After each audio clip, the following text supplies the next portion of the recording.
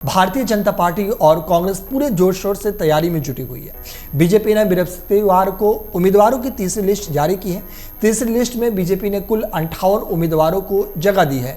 तीन लिस्ट के जरिए बीजेपी अब तक कुल 200 विधानसभा सीटों में से 182 सीटों पर अपने उम्मीदवारों की घोषणा कर चुकी है। इस लिस्ट में बीजेपी ने मुख्यमंत्री अशोक गहलोत की विधानसभा सीट सरदारपुरा पर भी उम्मीदवार की घोषणा कर दी है। वहीं बीजेपी ने मुख्यमंत्री अशोक गहलोत के खिलाफ सरदारपुरा विधानसभा सीट से महेंद्र सिंह राठौर को चुनावी मैदान में उतारा है। इस लिस्ट में कांग्रेस के दिग्गज नेता और पूर्व मुख्यमंत्री सचिन पायलट के खिलाफ पार्टी की तरफ से अजीत सिंह मेहता को उम्मीदवार बनाया है। सचिन पायलट टोंक कांग्रेस आलाकमान से झंडी मिलने के बाद नामांकन भी दाखिल कर चुके हैं। अब यह मुकाबला दिलचस्प हो गया है क्योंकि बीजेपी ने भी इनके विरोध में प्रत्याशी उतार दिए। सत्ता में वापसी के लिए बीजेपी पुरजोर कोशिश कर रही है। यही वजह है कि पार्टी सभी सीटों पर मजबूत उम्मीदवारों को खड़ा कर रही है। मुख्यमंत्री अशोक गहलोत सहित कांग्रेस के कद्दावर नेताओं को बीजेपी इस बार वॉक ओवर देने के मूड में नहीं है। पार्टी ने तीसरी लिस्ट में सीएम गहलोत के खिलाफ सरदारपुरा विधानसभा सीट से पूर्व मंत्री महेंद्र सिंह राठौर को उम्मीदवार बनाया है। महेंद्र सिंह राठौर जोधपुर डेवलपमेंट अथॉरिटी के चेयरमैन भी रह चुके हैं। टिकट मिलने पर महेंद्र सिंह राठौर बीजेपी आलाकमान को धन्यवाद देते हुए कहा कि विधानसभा चुनाव बीजेपी प्रचंड बहुमत से जीतकर दोबारा राजस्थान में सरकार बनाएगी। वहीं महेंद्र सिंह राठौर वर्तमान जयप्रकाश नारायण विश्वविद्यालय में प्रोफेसर है। पार्टी लंबे समय से सीएम अशोक गहलोत के खिलाफ एक मजबूत प्रत्याशी ढूंढ रही थी। मीडिया में छपी खबरों के मुताबिक बीजेपी आलाकमान से केंद्रीय मंत्री गजेंद्र सिंह शेखावत ने महेंद्र सिंह राठौर को अशोक गहलोत के खिलाफ चुनावी मैदान में उतारने की सिफारिश की थी।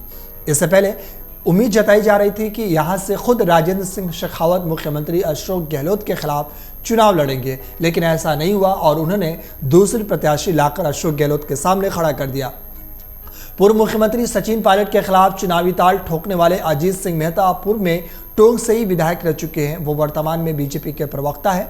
अजीत सिंह मेहता को टिकट मिलने के बाद उनके कार्यकर्ताओं में खुशी की लहर है। साल 2013 के विधानसभा चुनाव में अजीत सिंह मेहता ने टोंक से बीजेपी प्रत्याशी के रूप में चुनाव लड़ा था और उन्होंने निर्दलीय उम्मीद सऊद सैदी की 30,000 से अधिक वोटों से हराया था। इस दौरान उन्होंने कुल लगभग 50% वोट हासिल किए थे। हालांकि साल 2018 के विधानसभा चुनाव में सचिन पायलट ने टोंक से जीत ली थी। बीजेपी ने इस बार फिर से अजीत सिंह मेहता पर भरोसा जताते हुए उन्होंने यहां से उम्मीदवार बनाया है। ऐसे में सियासी गलियारों में उम्मीद जताई जा रही है कि सचिन पायलट को उनसे कड़ी टक्कर मिलेगी। वहीं आपको बता दें कि कुछ दिनों पहले 61 प्रत्याशियों की सूची में 3 प्रत्याशियों के नाम कांग्रेस हाईकमान ने तय किए हैं।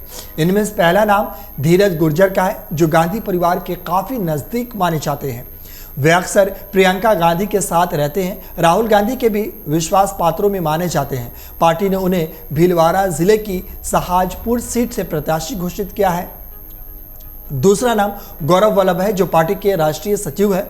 मुखर वक्ता के रूप में उनकी छवि काफी बड़ी मानी जाती है। राष्ट्रीय स्तर पर वो हमेशा भाजपा को निशाना बनाए रहे।